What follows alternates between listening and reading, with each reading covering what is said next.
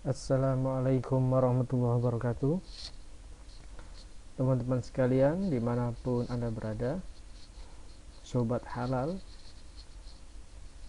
pada kesempatan ini izinkan kami berbagi cerita berkenaan dengan sertifikasi halal di Indonesia. Jadi pada kesempatan ini saya mengambil sumber dari tulisan dari Dr. Mastuki. Ini salah satu sumber yang kami ambil. Beliau adalah Kepala Pusat Registrasi dan Sertifikasi Halal BPJPH. Nah, ini banyak akan mengelaborasi apa tulisan dari Dr. Mastuki, dan juga nanti dilengkapi dengan beberapa referensi-referensi melalui Google dan melalui peraturan-peraturan pemerintah berkenaan dengan sertifikasi halal di Indonesia. Teman-teman sekalian, sebagaimana kita ketahui bahwa amanah Undang-Undang nomor 33 tahun 2014 ini memberikan amanah kepada pemerintah bahwa harus ada badan yang melakukan pengawasan terhadap produk halal di Indonesia. Nah, badan itu bernama BPJPH. BPJPH adalah Badan Penyelenggara Jaminan Produk Halal. Ini adalah menandai era di mana ada jaminan produk halal di Indonesia. Memang sebelumnya ada peraturan-peraturan, tapi sekarang adalah pemerintah melakukan penyempurnaan berkenaan dengan sertifikasi halal. Nah, salah satu tugas BPJPH adalah menjadi tanggung jawab daripada negara untuk mengawasi dan menjamin produk yang beredar di Indonesia, terutama untuk produk-produk yang banyak dikonsumsi oleh masyarakat muslim. Oke, kita langsung mulai ya. Indonesia memiliki roadmap ya. Ini Indonesia memiliki roadmap. Indonesia ada roadmap ekonomi syariah ya, roadmap ekonomi syariah dan industri halal. Keinginannya Indonesia akan menjadi pusat atau destinasi halal dunia, atau bahasanya itu global halal hub, yakni pusat halal dunia. Ini Indonesia punya roadmap ekonomi seperti itu. Nah, ekspektasi ini tentu didukung oleh banyak indikator, karena kita juga Indonesia ini memiliki modal, yaitu memiliki halal kapital namanya, istilahnya halal kapital. Kita memiliki modal halal dari sisi jumlah pemeluk. Oke, udah ketahuan kan jumlah pemeluk kita paling besar, ada kurang lebih 209 jutaan muslim di Indonesia sekarang, atau sekitar 13,1% penduduk dunia. Besar juga kan. Ini adalah modal kapital dari sisi jumlah pemeluk. Tentu dengan jumlah pemeluk ini kebutuhan terhadap produk halal pasti meningkat.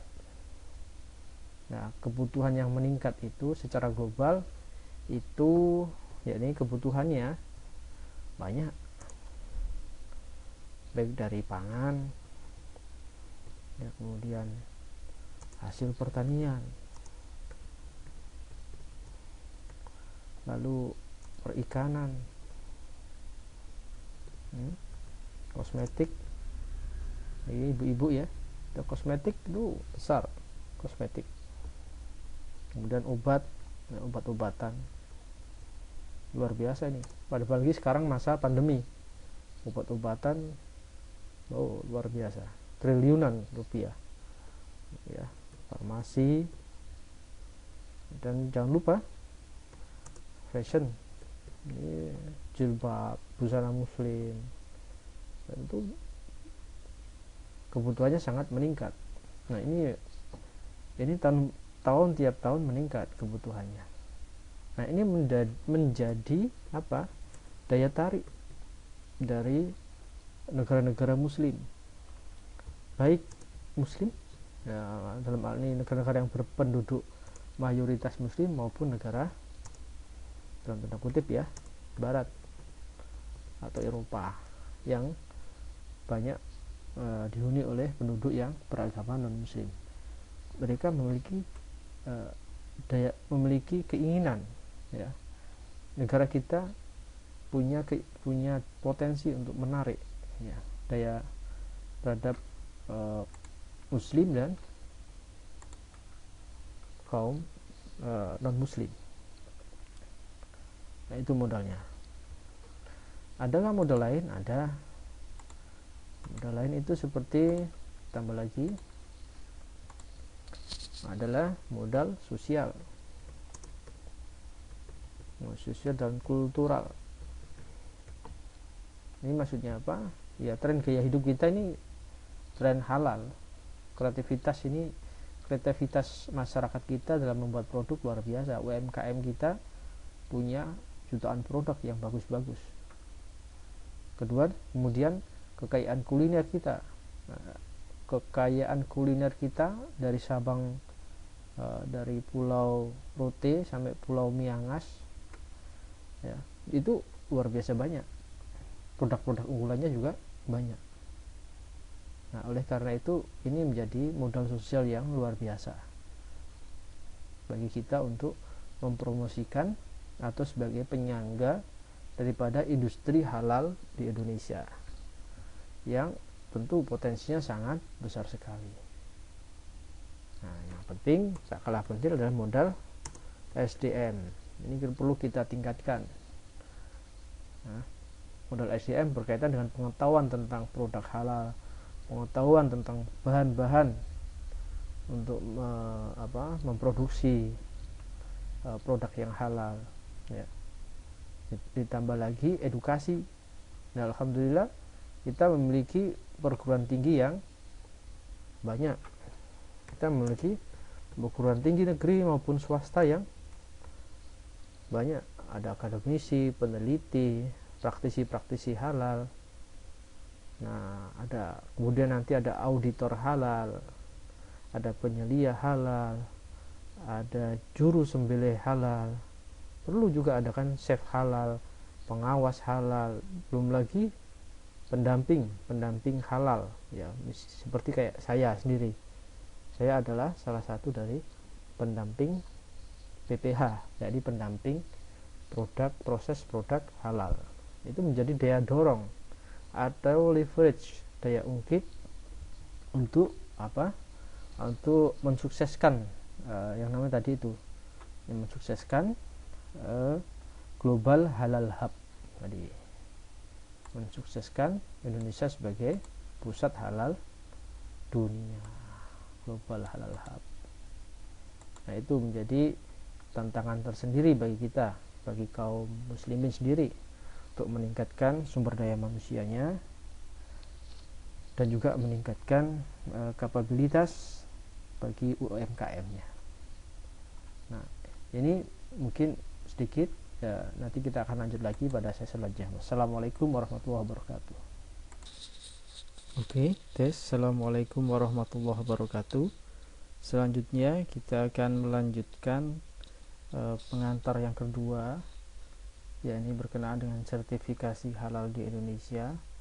Pada pertemuan sebelumnya kita menyinggung tentang potensi kita, yakni negara Indonesia sebagai salah satu tujuan wisata halal Indonesia, salah satu tujuan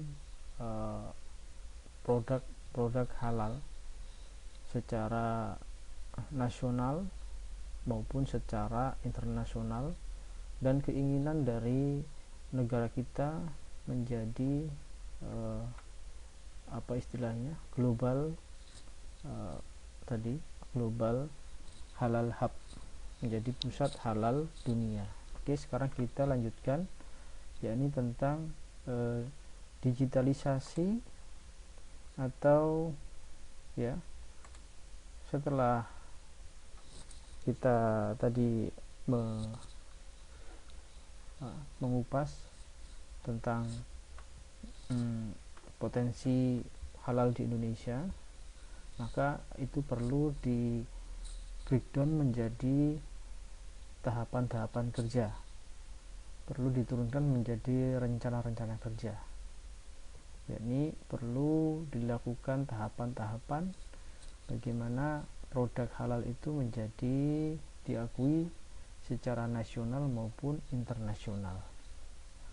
Nah, tahapan sekarang adalah tahapan bagaimana produk halal itu mendapatkan istilahnya sertifikat halal. Jadi sertifikat halal pengajuannya itu dengan melalui digital. Ada tahapan-tahapannya.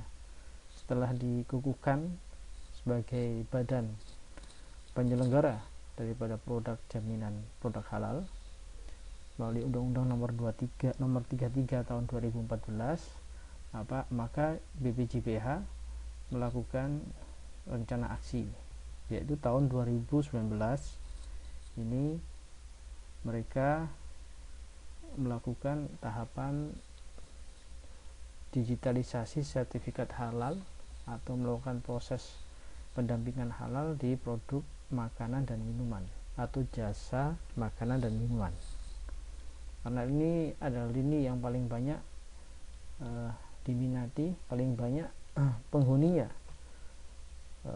oleh sebagian besar masyarakat kita. Jadi 2019 difokuskan di produk makanan dan minuman. Meskipun pada tahun ini juga tetap dilakukan perluasan dan penambahan PUPU atau pelaku usaha dalam hal produk makanan dan minuman. Artinya tahun 2019 masih dilakukan dan sekarang masih dilakukan penambahan tahapan pendampingan terhadap produk halal berkaitan dengan jenis produk makanan dan minuman. Kemudian tahun 2021 BPJPH meluaskan jenis produk yang akan disertifikasi, yakni kosmetik ada, obat-obatan, biologi, barang-barang berkaitan dengan biologi, senyawa kimia, lalu logistik, distribusi, lalu ada yang rekayasa genetik, ada juga tentang pergudangan dan sebagainya. Ini tentu lebih luas tahapan pemerintah melakukan proses sertifikasi halal. Oke teman-teman, kemudian bagaimana respon masyarakat terhadap aksi dari atau program dari pemerintah ini? Tentu semua proses digitalisasi itu tersimpan dalam sistem informasi halal, yang dalam hal ini SIHalal, biasa disebut dengan SIHalal, SIH BPJPH. Jadi semua terekam dalam sistem informasi halal BPJPH. Jadi UMK atau pelaku usaha yang melakukan pendaftaran dan pendampingan produk halal direkam dalam sistem informasi halal.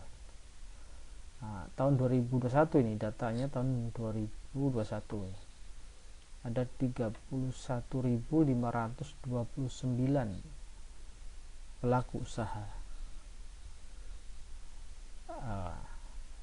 Nah, 60,9% itu tahapannya mikro, jumlahnya 19 ribuan. Jadi 60% itu mikro. yang mengajukan permohonan sertifikasi halal. Kemudian usaha kecil 16,7%, yaitu sekitar 5.000. Kemudian usaha makanan ringan sekitar 20%. Nah, roti dan kue kira-kira 15,5%. Nah, semuanya didominasi oleh usaha mikro dan kecil. Ini menjadi bukti bagi perekonomian negara kita.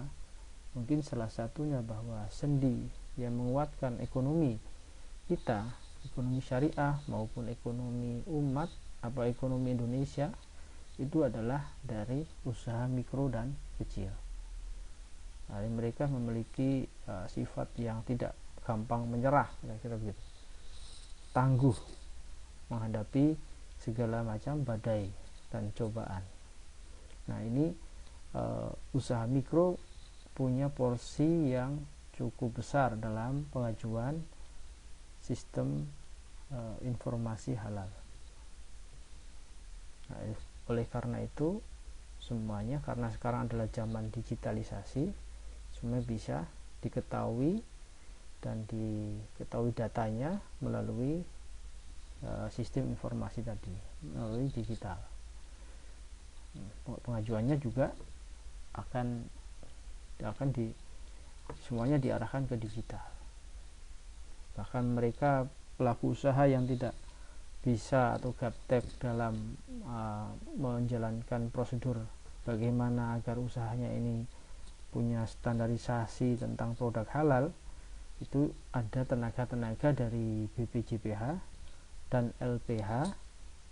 LPH itu lembaga pemeriksa halal, melalui tenaga-tenaga pendamping produk halal. Seperti yang sudah pada pertemuan pertama tadi, bahwa saya termasuk salah satu dari petugas pendamping dari produk halal itu. Jadi mendampingi pelaku usaha dalam memproses, memilih bahan, kemudian mengolah sehingga kemudian menghasilkan produk yang sesuai dengan standarisasi daripada produk halal itu sendiri. Jadi produk halal ini disebut sebagai produk halal, ya, sobat halal, itu ada karena bahannya itu juga sudah halal dan proses produknya itu halal. Jadi gini perbedaannya, bahan halal tidak otomatis hasilnya itu halal. Kenapa? Bisa jadi karena ini proses produksinya ini, maaf, ini keliru nih. Proses produksinya itu tidak halal. Bisa jadi akhirnya produknya menjadi haram. Bahannya halal tetapi proses produksinya itu tidak halal, akhirnya menjadi produk yang haram. Jadi juga hati-hati kita dalam melakukan pendampingan. Kemudian sertifikasi halal ini dituntut dari pelaku usaha yang punya integritas, juga punya komitmen, punya semangat untuk mendaftarkan produknya untuk disertifikasi halal. Jadi kami dari pendamping halal ini belum tentu mendapat dukungan yang optimal dari pelaku usaha. Kalau pelaku usahanya itu malas-malasan, juga mohon maaf, ada juga yang pernah kami temui malas-malasan atau tidak punya gairah untuk semangat untuk mensertifikasi produknya, tentu kita akan sangat kesulitan. Komitmen di sini juga berarti tentang kejujuran dari pelaku usaha dalam melaporkan produk atau bahan-bahan yang dipakai untuk membuat produknya.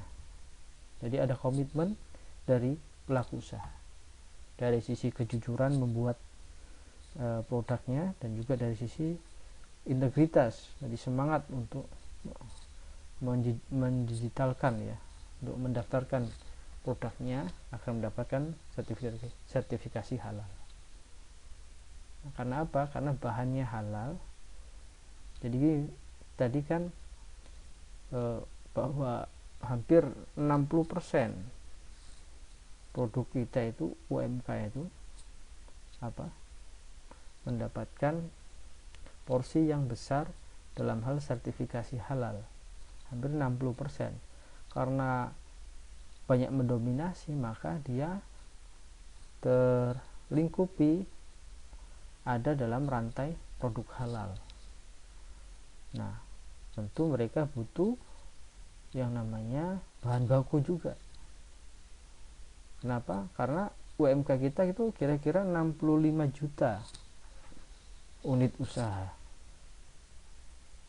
Nah, 65 juta yang berusaha, usaha mikro dan kecil ini, hampir 70% itu basisnya adalah makanan dan minuman. Otomatis ini membutuhkan bahan baku yang tidak sedikit. Nah, karena bahan bakunya itu butuh sebuah proses, butuh sebuah rantai produk antara supply, ya, antara penyuplai dan yang meminta barang itu, maka menjadi hal yang problematik. Mengapa? Karena bahan makanan dan minuman itu rawan terhadap tercampurnya bahan-bahan yang lain. Istilahnya itu rawan kritis. Maksudnya titik kritisnya di bahan-bahan makanan dan minuman itu punya peluang yang cukup rawan untuk termasuki oleh produk yang haram. Oleh karena itu dibutuhkan kepastian daripada produk makanan minuman itu. Di samping juga kepastian supply. Kenapa? 70% makanan minuman disuplai oleh bahan-bahan yang juga harus diyakini sebagai bahan yang halal, yakni bahan bakunya. Itu bisa istilahnya bisa dipercepat atau bisa dimudahkan dengan peran daripada LPH, yakni lembaga pemeriksa halal. Kalau lembaga pemeriksa halalnya optimal, maka insya Allah kepastian akan kehalalannya dalam hal ini bahan bakunya akan terjamin. Jadi ini perlu mengoptimalkan peran LPH dan para pendamping dari proses halal itu, yaitu pendamping PPH. Kenapa? Karena kalau bahan baku itu salah satu syaratnya harus namanya traceable. Traceable itu dia bisa diketahui, dia bisa istilahnya diketahui dia dari mana, ngambilnya dari mana, nyuplainya kemana, nyimpannya di mana, cara produksinya bagaimana, sehingga bisa diketahui bahan bakunya itu memenuhi standar kehalalan. Juga autentikasi ini jadi kayak bahwa bahannya itu benar-benar dari bahan yang halal, tidak dicampur dengan bahan yang haram. Nah, ini perlu autentikasi. Tadi itu integritas dari supply dan demandnya, terutama penyuplai dari luar negeri. Kadang kita bahan-bahan baku kita tidak didapatkan dari dalam negeri tapi dari luar negeri. Nah, ini butuh kerjasama dari semua pihak agar pemasok atau suplai bahan baku yang dari luar negeri itu terautentikasi, yakni benar bahwa bahannya itu bahan yang diproduksi, diolah dengan proses yang halal. Jadi itu pemerintah akan sangat berperan dalam hal ini. Oleh karena itu, makanya pemerintah ini punya kepentingannya baik bagi masyarakat Indonesia, bagi kita sekalian. untuk menjamin akan kehalalan dari sebuah produk, karena kita adalah 90% kaum muslim yang tentu punya sangat berkepentingan memakan makanan yang halal. Oleh karena itu maka pemerintah membangun yang namanya perlu ekosistem halal. Ini namanya ekosistem kalau dalam biologi itu kan kait berkait antara hulu dan hilir. Itu sebuah sistem yang sangat kompleks. Maka ini menjadi pekerjaan yang tidak bisa dilakukan oleh satu dua pihak saja, tapi kerjasama dari semua elemen bangsa, dari pemerintah dan kerjasama dengan swasta. Partisipasi dari masyarakat juga sangat dipentingkan, sangat dibutuhkan di sini. Kesadaran dari masyarakat untuk memakan makanan halal, mengetahui bahwa makanan yang dia makan itu halal, itu sangat penting. Nah, oleh karena itu teman-teman, ini rantai hulu hilirnya ini sangat kompleks. Mulai dari menetapkan halal. Menetapkan halal ini tentu prosesnya tidak mudah, apalagi barang-barangnya itu barang yang kompleks. Kelihatannya bahwa produknya itu sederhana, tetapi isi-isinya atau komposisinya itu ternyata kompleks. Bisa jadi itu. Nah, ini tanggung jawab atau maksudnya lembaga yang berperan, lebih banyak berperannya adalah MUI dan LPH, dan juga bisa BPJPH.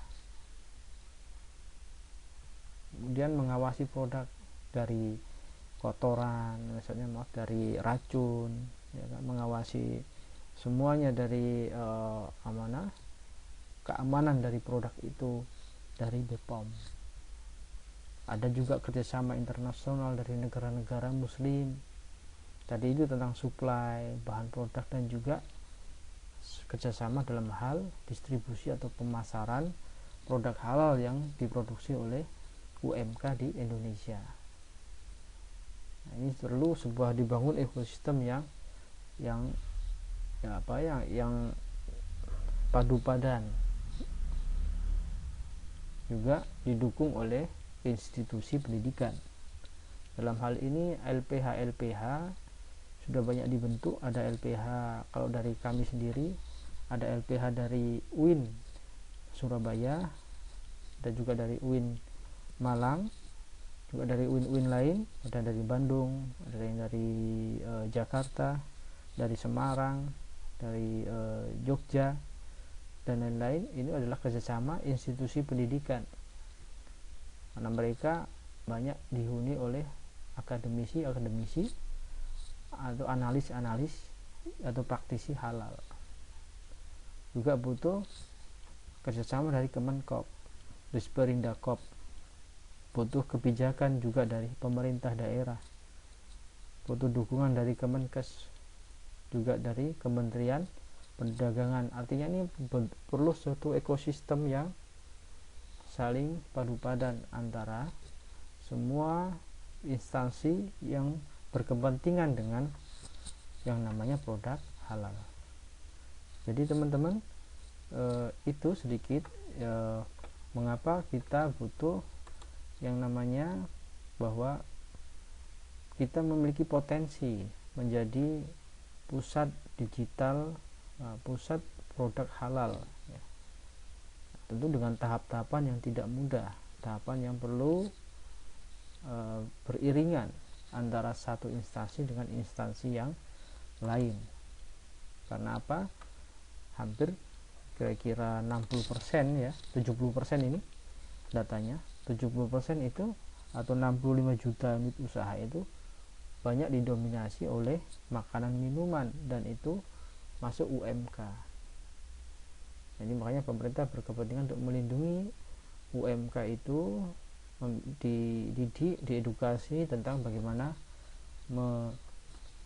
mensertifikasi produknya, sehingga itu bisa menjadi nilai tambah. Nilai tambah itu berarti dia bisa punya nilai jual yang bagus, baik ekspor dalam negeri apalagi ekspor luar negeri, dan ini butuh dukungan dari semua pihak, dari masyarakat, dari swasta, dan dari semua pihak yang berkepentingan dan ingin menjadikan Indonesia sebagai pusat halal dunia.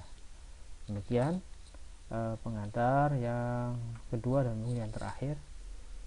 Nanti mungkin insyaallah pada kesempatan lain akan dilanjutkan. Assalamualaikum warahmatullahi wabarakatuh.